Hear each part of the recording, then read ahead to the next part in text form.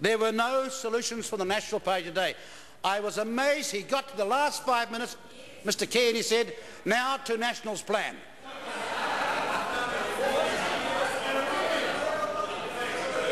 Just two questions. How much and when? Come on, Mr. Smith, tell us now. Oh, he'll tell you an election campaign. Oh, he'll tell us an election campaign.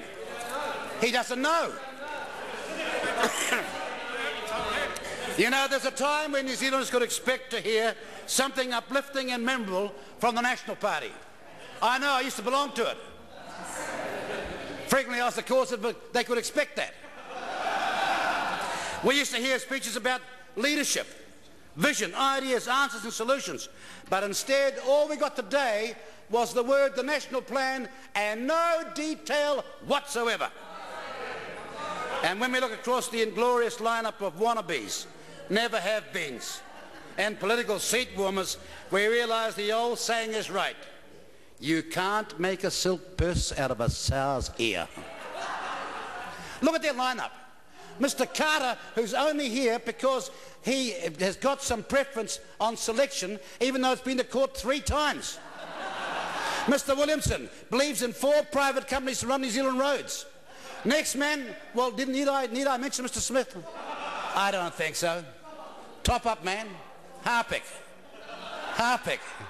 Next guy, very inexperienced. The next one, well, frankly, he was the deputy leader and he got demoted. He jumped before he was pushed. And then he'd go to Mr. Key. You know, I can call the National Party leadership of recent times. One came out of a kindergarten, wanted to be the Prime Minister. Lasted 5 minutes, delivered the worst result in National's history. Then the next one turned up, he came out of Treasury. He delivered the worst result upon that. And then they got a guy who walked out of the Reserve Bank and thought, I am qualified by this background to run the whole of New Zealand. And he lost the unlosable election.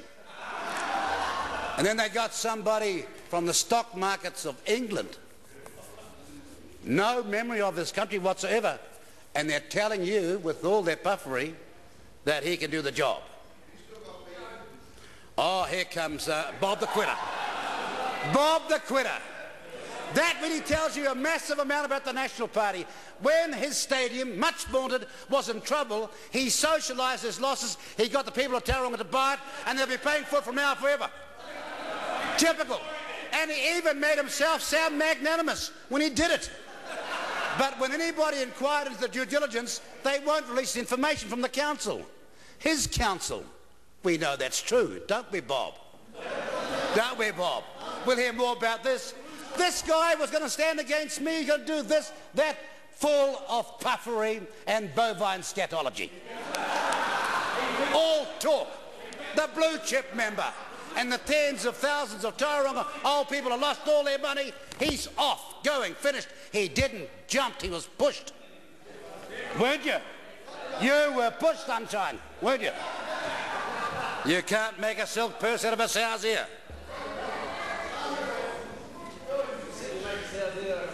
Oh, by the way, the National Party was talking about the cost of bureaucracy they're going to pay for all the tax cuts by having a review of everything, of every department. They've been talking about cutting the cost of bureaucracy. Fair enough, they like slash and burn policies. They did it in the 90s when they slashed benefits and pensions. They cut police numbers. They cut social services. They call it market forces. Most of the culprits are still there on the front bench. Their DNA fingerprints are all over everything that went wrong. They even sent the economy into a recession in 1991. I was here. I saw them do it. And now we're being told that the soft face of capitalism from a state house in Christchurch is the answer. Like some of us don't know about poverty? Like some of us don't know what it smells, tastes and feels like? Is something special about that? But what we're not being shown is the cost of National putting its best bland face forward. We are not being told about the gravy train National is creating in the process. Did you know that John Key himself, in his Wellington parliamentary office, employs 36 people? 36 people. Just in his office. And that does not count the staff for MPs. This is it. I've got the page of it all here. There they are, all here, 36, at great expense. Of course, they cost the taxpayer every year for their parliamentary operations over $7 million. Yes, they do. That's what they do. And I'm not even counting his secretary in the 36. There's someone called a web manager. A web manager. Maybe it's a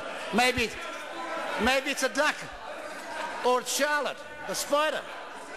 An IT manager. A graphic designer. What would a graphic designer do? Maybe they're trying to dress up Nick Smith, I don't know. A program, you like this one? A program and stakeholder relations manager. What would that person do? And of course, teams of PR people, spin doctors and policy advisors. And what for? There is no policy. They're all feverishly out there creating the image of leadership. You got to walk this way. You got to have your whole crowd around you. Look, he can't get his advisors into one bus. He has to have an articulated bus to take his entourage with him. And the John Key image that you see over there and on TV is a man shaped by many hands and spun by many spin doctors. And that's only the lot within Parliament.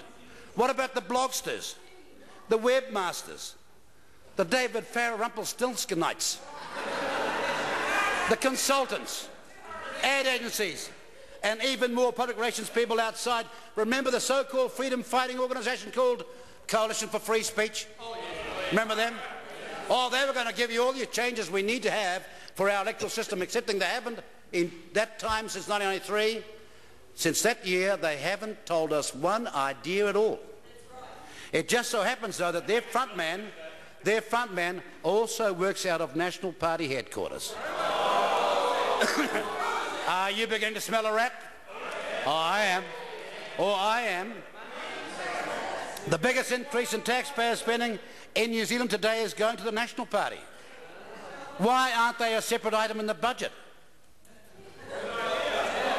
And what about the people financed by big business on the outside?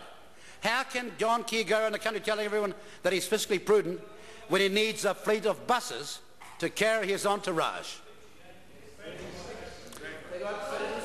You know, National has a bureaucracy that would boggle the minds of commissars in the old Kremlin. Even Joseph Stalin didn't have 36 people in his own office.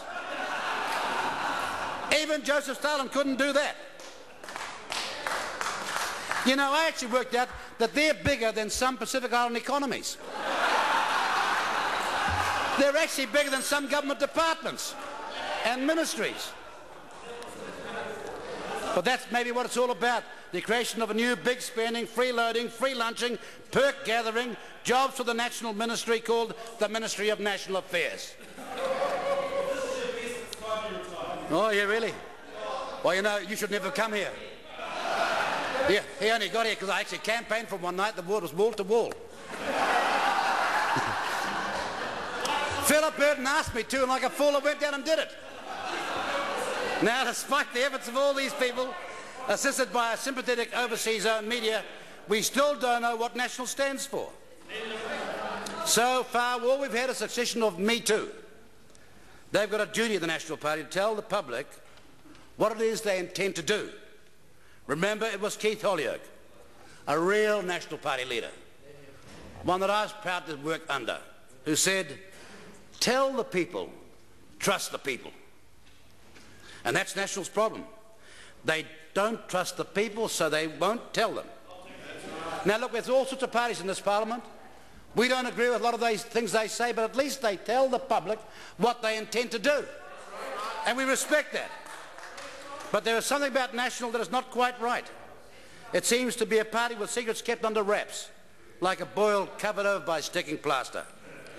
What has it tried to do since election 2005? What initiatives and policies has it launched since election 2005? Where does it stand on all the big burning issues of the day? What policies have they sought to support? They have spent 2.5 years waiting for a snap election that was never going to happen. Bad luck. But it's no excuse for doing nothing. You know,